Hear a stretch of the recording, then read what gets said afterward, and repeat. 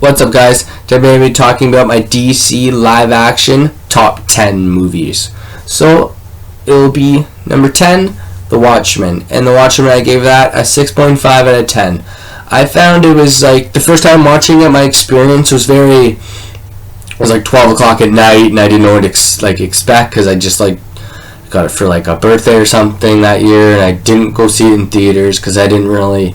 That's when I had a big heart on for Batman Dark Knight, so I wasn't really like, oh, fuck any other superhero movie. This is Batman and everything. So then when I got a chance to watch it, it was like, this is pretty fucking badass. It was like, they spoilers ahead for everything, because I'm going to kind of be talking about some plots for some of the movies I talk about. So they kind of investigate, like in the I think it's based in the 1950s. It's in like after the Vietnam War. They're investigating a murder of a vigilante that happened. So, and they're just one of the other vigilante ex-heroes kind of deal out of the Watchmen or the Hourmen, I think they're called. I forget.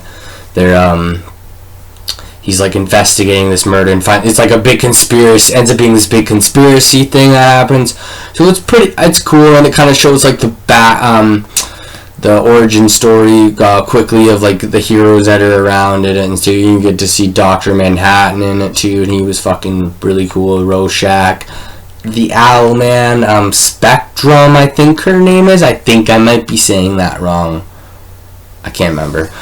So anyways, that was a 6.5 out of 10. I'd give a hard 6.5 out of 10. It was good.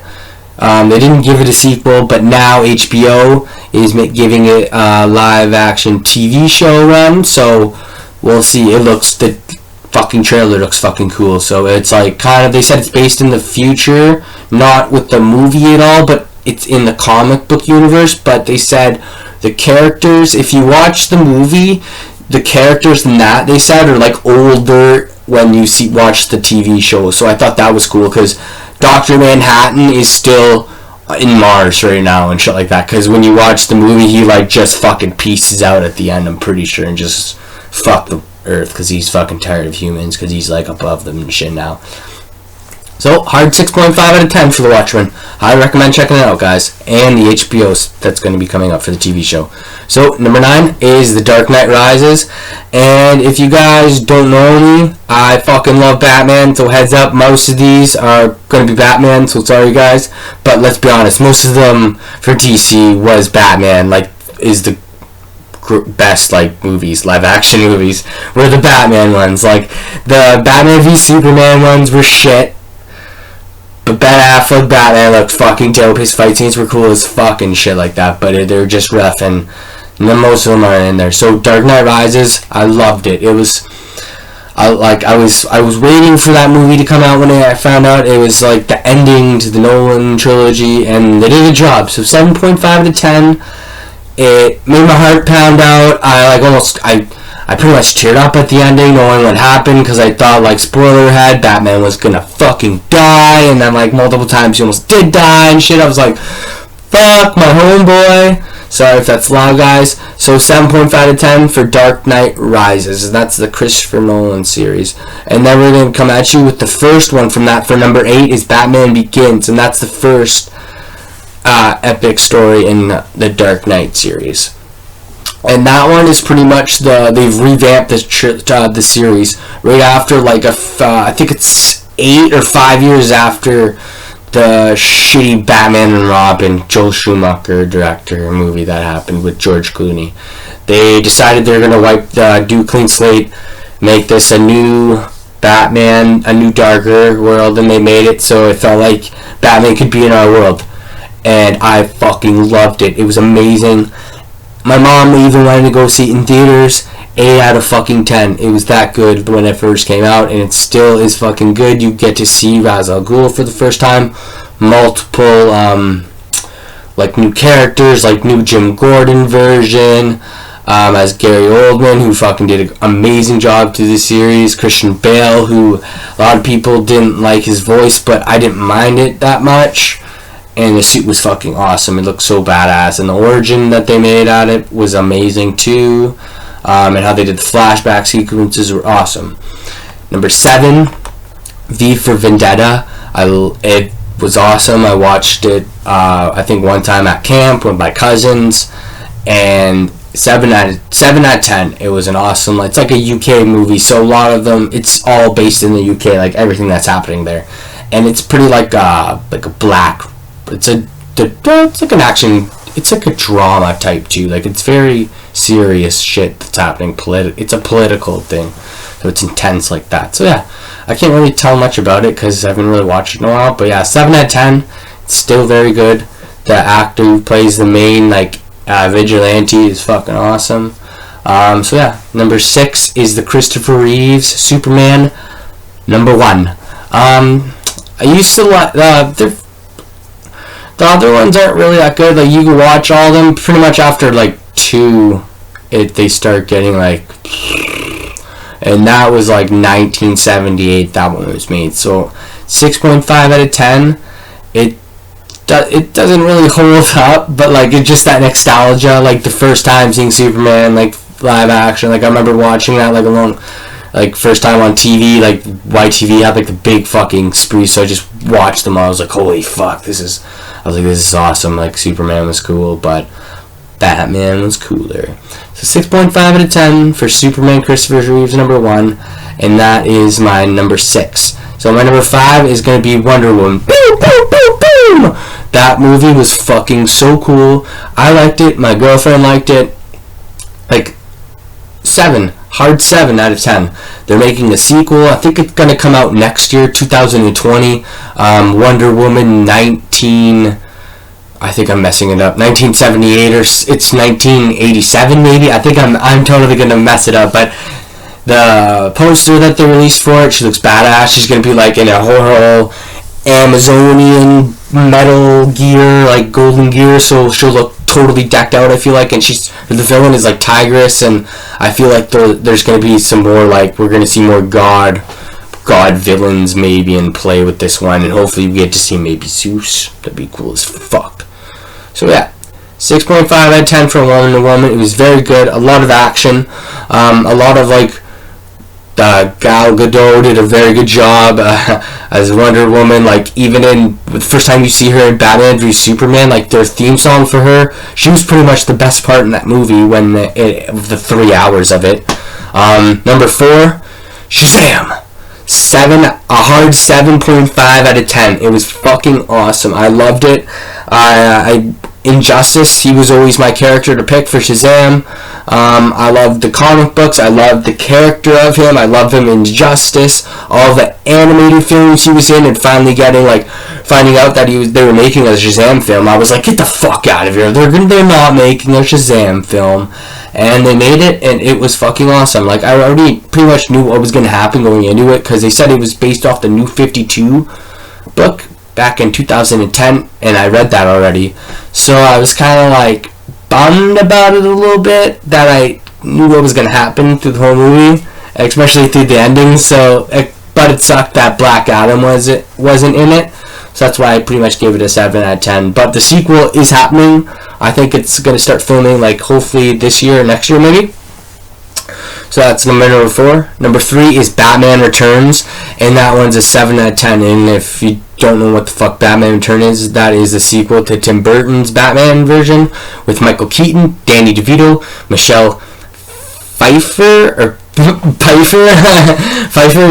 who plays Catwoman. Danny DeVito plays the Penguin, and there's a bunch of big other actors in it. I'm pretty sure I'm missing them too, but it was I remember watching it when I was little. It was so creepy, like just had the music and everything, and the Tim Burton feel to it. Like it's 7 out of 10. Like it doesn't really hold up. Like you could really watch it now and just like question everything that Batman does. Like, why is this the whole motive for Batman's like thing? Like, it was just, I don't know, it was very weird what the villains were doing in the end if you think about it compared to like what movies for villains do now. It was just like, it feels silly in the end. Number 2, Batman, 7 out of 10, and that one's the first Tim Burton one. That one both of them, like all those Batman ones I watched multiple times as a kid, multiple times daily, weekly, monthly, yearly. I have like the big pack. I love it. It's 7 out of 10. The whole series in general for all 4 of those, because they make it a big anthology pack. So in general for that whole like 4 movie thing they got going on, the anthology, I'd give it like a 5.5 out of 10, just because the first like other ones, like the 3 and 4, really set, like the Joel Schumacher ones with Chris O'Donnell as Robin and George Clooney, really just like, and Arnold Schwarzenegger, just like, fuck, man, like, they're just so bad after watching like Batman Begins and like Batman v Superman. So it just like, I don't know, it doesn't taste well when you watch it now. But Batman, Tim Burton, is still great. Like, it's still, like, that's the first live action Batman we've seen compared to Adam West. And Adam West was very like, I got a bomb in on top of my head. What do you do with the bomb? Like, all this stupid, like, he was very campy, and getting to see a dark, like, it broke smashed records back in the day. It broke like tons of box office records too. Yeah, I loved it. I constantly still will watch it anytime it's on TV. I won't change it. It's just like, it's just classic to watch it. You wanna get nuts? You ever danced with the devil in the petal of the male moonlight? I think I said that right. I might have messed it up at the end. You guys will probably let me in the comments. Number 1 now is Dark Knight, the sequel to Batman Begins. Christopher Nolan's main, like, hands down the best Batman movie ever superhero movie that will like be the high standards for anything. Like Joker, no one will ever be able to do what Heath Ledger has done as that fucking character. He creeped me out multiple times watching that, made me laugh a couple times during the bomb scene where the bombs didn't go off, and I like knowing that he passed away. I loved him in his like other movies like The Knight's Tale, 10 Things I Hate About You. There's a few other ones that I'm forgetting that he's in, but I'm sure I'll like remember later on after I'm done this video. But anyways, a 9 out of 10, a hard 9 out of 10 I give Dark Knight.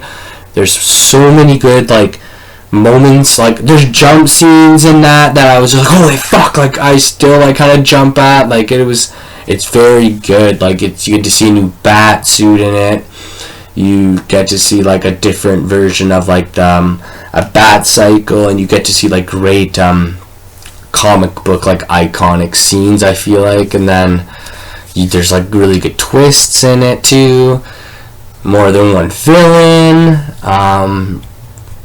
The good guy doesn't win in the end, and like it's the first time ever that you don't see a bat in a movie, or they don't say bat, they don't, and it's the first time in that movie they don't have a bat in the movie at all, and they don't have Batman in the title, and that's when it becomes that's when it became the Dark Knight. And like for after that, Batman like got the name the Dark Knight like for a while, and that was like the Dark Knight, like everyone branded him as like that instead of calling him Batman, because Dark Knight sounded fucking way cooler, and still does, and he has multiple names, and so there's other heroes like that, and it's just the way it goes. But anyways, guys, that is my top 10 review for, it's not my review really, it's just like my top 10 favorite DC live action movie reviews, and I hope more that will come, the newer ones that come out will get better, because I don't know, there are a few, either like Aquaman would maybe be like underneath Watchmen, maybe, like it was good, it was just a little bit long, CGI was fucking amazing, you could tell they spent money on it. Like, just I highly recommend, like, you could watch Justice League, but like you don't have your hopes high or anything like that. Like, it's no Avengers movie, I'm saying, like that. Like, if you know your movies, you could tell multiple directors did that Justice League movie, and it kind of sucks because it has different tones to the whole movie and everything, so that's why I don't have it as my top 10. Same with Batman v Superman back in like 2000 and like early 2000s. I remember they first announced that it was coming, like the San Diego Comic-Con, they announced like Batman and Superman were going to be in a movie finally, and that was like the big thing, that oh fuck, it's going to happen, and then like what the fuck's going to happen, and then it happened, and it was the biggest letdown of my life. I remember waiting those 3 years and thinking, man, we were gonna get to see Batman versus fucking Superman. And you know what? I wish we fucking didn't, because it killed, like, that franchise a little bit more. Like, the Schumacher made them shit now. Like, it just, they're so protected of, like, doing their solo films now. Now they won't do a team-up film anytime soon, so it kind of really sucks. That's why Batman is pretty much in most of my top 10s. Like, there's, I think, 5. He's like half of my top 10. So anyway, guys, I'm pretty much ranting on right now. It's my DC live action top 10 review. This is Sue Reviews. Don't forget to like, comment, subscribe. Let me know what you think. And don't forget, I'm Batman.